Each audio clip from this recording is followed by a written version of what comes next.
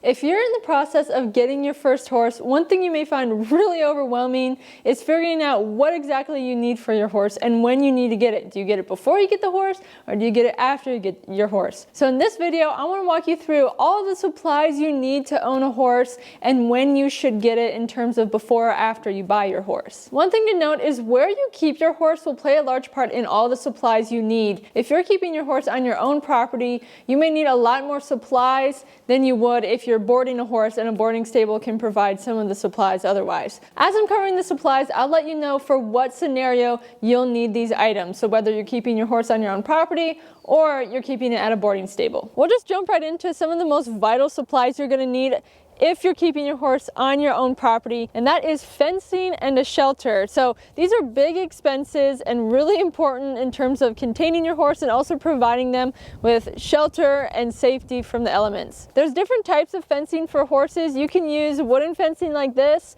or electric fencing, or even like welded wire fencing with a board on top. And for a shelter, you just want to make sure your shelter is safe for your horse. There's no sharp edges, and that it's usually a three-sided shelter that can protect your horse from the wind. Another thing you'll need, more so if you're keeping your horses on your own property, is a water tub for the pastures. So usually if you're boarding a horse, the boarding stable will have the water tubs, but the water tub is just to provide all the horses in the pasture with water. Horses drink about 5 to 10 gallons of water a day, so you want to make sure the tub can hold enough water for all the horses. Another thing you're going to want to need if you're in a cold climate like we are is a water heater big enough to heat these tubs. These are probably 50 to 100 gallon tubs, and so you just want to make sure you have a space heater that's big enough to heat the whole tub. The item that probably first comes to your mind when caring for your horse is a halter. So a halter is something you're going to get before you purchase your horse, but after you know what horse you're getting. That way you can get the correct size.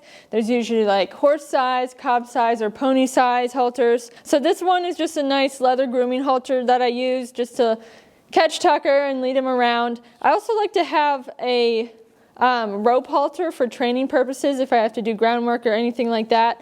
And that way I have that on hand, and it's also just like a spare halter if I need it. So I would recommend having at least 2 halters. That way if one breaks suddenly and it's an emergency, you have another one on hand. If you're in need of some of the items I mentioned, I'll put a link in the description to different items that you can check out online. Another item you can get before you purchase your horse is a grooming kit. My grooming kit looks a little different. I like to keep all my brushes in just a 5-gallon bucket. For some reason, I've always done that. A grooming kit will usually include all the brushes you need for your horse, you know, a hoof pick, and then it will have separate containers where you can organize the brushes. I brush my horses almost every day, and so it's nice having this on hand. A few staples to look for in your grooming kit include a curry comb. This is a little baby curry comb I found. Like a body brush. I have both a soft brush here, and this is my hard brush, body brush. Obviously a hoof pick, very important. And then I have a mane and tail comb. All of these are really dirty. I have a shedding blade for the spring, and those are just things you're going to want to make sure you probably have in your grooming kit just to make your life easier. Horses tend to be a little accident prone, for lack of a better phrase, so you're going to want to make sure you have a safety kit on hand, not only for your horse but also for you in case you fall off or get scraped or something like that. For my safety supplies, I basically just have them laying in a bunch of random areas. I don't have them all in one box. I'll just mention some things you probably want in your emergency kit for your horse. I always have vet wrap in case I need to wrap something on my horse, protect a wound, make an abscess boot, anything like that. Vet wrap is really useful. You're going to want an antiseptic in case your horse does have an open wound. You can clean it out, or like any cut or laceration. Syringes are a big deal. I use syringes a lot, whether you're, having to orally give your horse medicine or just flush out a wound. A syringe is a nice thing to have. Gauze, polo wraps, bandages. You're going to want multiple of those. If you have like pillow wraps in case your horse injures their leg, a pillow wrap is really nice to just add comfort and support to the leg, and you'll wrap that with a polo wrap. Tweezers in case you need to pull out a splinter from your horse or yourself. And then there's also just like medications you can find for your horse in a store. I know I have some eye cream in case my horse gets something in their eye. The eye cream will flush it out. I also have Desitin. I actually make my own Desitin. Desitin is also like baby butt cream, and this is great to put on like irritated skin. So if your horse has a rash or maybe a fungus, you can put Desitin on it, and that will help rid the body of that. As you become more familiar with owning horses and maybe some of the problems horses face, it becomes easier to understand what you need to do for them in an emergency or if they're injured. But as always, if your horse does have an injury, I always recommend consulting with your vet about what you should do. The next thing you're going to need is an experienced horse person to walk you through owning a horse. So if you've never owned a horse before, there are things bound to come up where you're just not going to know what to do. So if you're new to the horse world, or maybe you just haven't made connections yet, I do have an online course that walks you step through step what you need to know to care for your horse, and it covers every different aspect, from feeding and watering and keeping them in a shelter and things like that, to even how to recognize if something's wrong with your horse. So if you want to know more, you can check out the course at shop.equinehelper.com or click the link in the description. One item that you're going to have multiple of are buckets, and these buckets come in all shapes and sizes. The first bucket you're going to want is a 10-gallon water bucket. Even if you're not keeping your horse on your own property, you probably want one of these just in case you're traveling off the property, or maybe you just need to offer your horse some water. It's nice to have a 10-gallon water bucket. If you are on your own property, the 10-gallon water buckets are great for putting in stalls and just transporting water for your horse. Here's another form of buckets in the shape of a food bucket. So here I have a smaller food bucket, here's a bigger food bucket. You can also put salt blocks in these, and these just provide your horse the ability to eat their food from the ground, which is more natural for them. Lastly, if you need a smaller bucket, there are 5-gallon buckets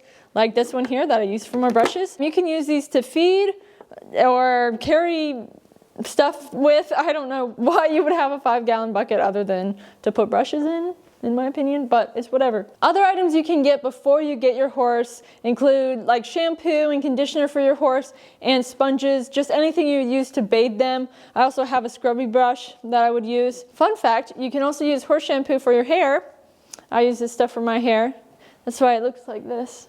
Some other items that you may not need in a boarding stable but may need at home would look like a broom. So that's for sweeping the barn aisle. A shovel's always a nice thing to have around the barn. You got a lot of poop to pick up, or if you just need to move materials like rocks or gravel, sand. Also a pitchfork if you're cleaning out stalls. Usually boarding stables will have these on hand, so it's not really something you need to worry about if you're boarding your horse. Another item you're going to want if you are on your own property is just something to put manure in, so like a wheelbarrow or a muck bucket, or just something that you can use to transport the manure from your barn and out to the manure pile. Another item you're going to want to make sure you have before you get your horse are hay nets. Hay nets are great if you're transporting your horse and you need to give them some hay in the trailer, or even putting hay in a stall. Sometimes you're going to use a hay net to do that. I know sometimes if the weather is bad outside and I want to bring Tucker in and just let him relax, I'll put some hay in a hay net and just let him stand there and eat. That's why you're going to want a hay net. I have 2 different kinds of hay nets here. This kind is more of like a slow feeder kind, even though these are big holes too. A little bit more complicated, as you can see. This kind, they just eat from this hole right here. The most expensive item of them all. JK. You're going to want a lot of these, which is just spare rags. I make my spare rags by just cutting up old t-shirts like this one. And I use this for a lot of stuff, whether I'm just wiping snot off my horse's nose, or I'm wiping off my leather boots, maybe cleaning some tack, wiping down bits. These are great to have on hand, and then you can just throw them away when they're super dirty, or you can just wash them. So I recommend having a bunch of these in your tack box. Once you know the horse you're getting and whether or not you're going to be feeding them grain, you're also going to want to get a grain bin. Some boarding stables will provide grain bins. Other boarding stables you'll have to provide your own. And of course, if you're on your own property, you're going to have to provide your own grain bin. So grain bins just enables you to store your food and keep it safe from rodents or any other creatures that may get in there. While we're talking about food, another thing to note is if you're feeding your horse hay, you're going to want someplace dry to store your hay. Oftentimes you can put your hay in a hay loft, an empty stall, or even just a shed you have on hand. Anywhere that it's going to remain dry, because wet hay can, first of all, develop mold, but it can also be a fire hazard if it goes from wet to drying. So something to keep in mind. Before you get your horse, you're going to need different attire for the barn and for riding. So number one, you have your riding attire.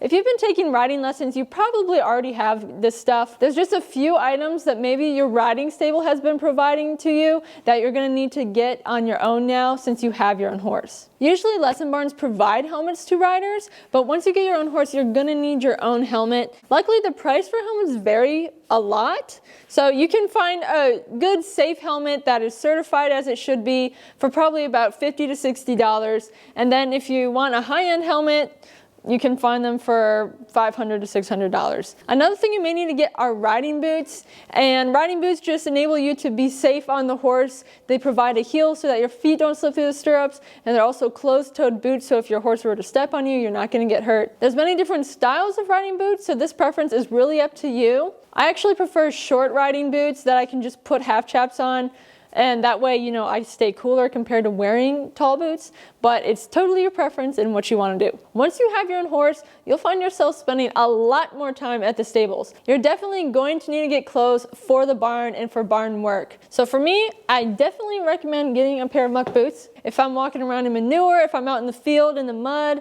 I want my muck boots. I don't want to use my riding boots and then have them get all muddy and cracked and then they don't last long. Other things to take into consideration are more of a climate or seasonal items. So here it gets really cold, but I have a pair of overalls that if I need to go out to the barn and work, I can slip those overalls on and I stay warm. Also a raincoat. It does rain here a lot, so I'll have a raincoat on to protect myself from getting wet. Obviously a hat and earmuffs and scarves, all those different things. Clothes you don't really care about getting dirty are the clothes you need for the barn. All the items we've covered so far are things you can get before you actually get your horse. So the items I'm going to talk about next are supplies you should really wait until you have your horse before getting. The thing you're probably most excited to get for your horse is your tack. So everything you're going to ride in, your saddle, your bridle, a saddle pad, and a girth. The reason you should wait until you have your horse before you get this is because you need to make sure your tack fits your horse. Unfortunately, I learned this the hard way. When I first got my horse,